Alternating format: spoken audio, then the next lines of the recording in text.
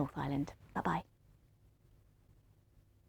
You're a raver. Do I look like a raver? I've got bass in a backpack. This is amazing. Dancing for like 4 or 5 hours of a gig, you could generate about 800 kilowatt hours of thermal energy. Right, so shall we give it a taste? And it's my favourite. We're really talking to the plants, and they're telling us how happy they are. It can fly, but it can also float on water. Oh my God, that came by quick. It's all about augmented reality.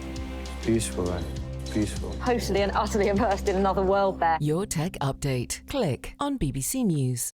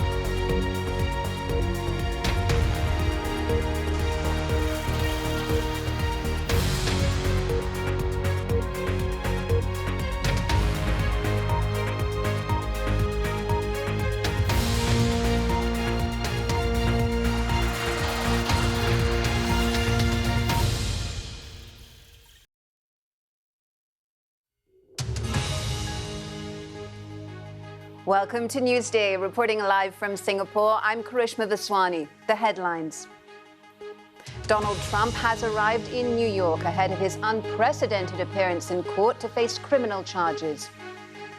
He's spending the night at the Trump Tower in Manhattan, accompanied by advisors and his legal team. This is the scene live in Manhattan, where the media has gathered for one of the biggest stories of the year.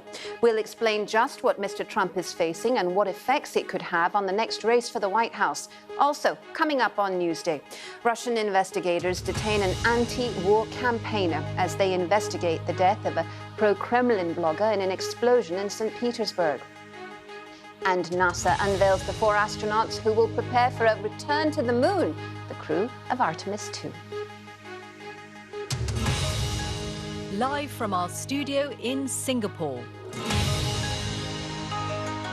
This is BBC News. It's Newsday.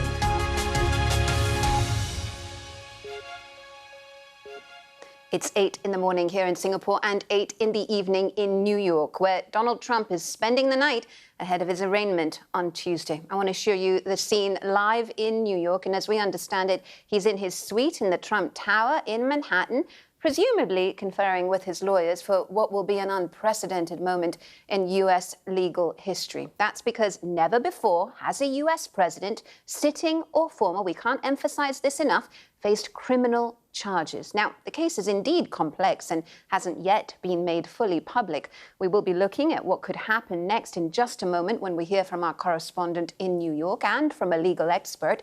But we begin today with this report from our North America editor, Sarah Smith. It's not quite a presidential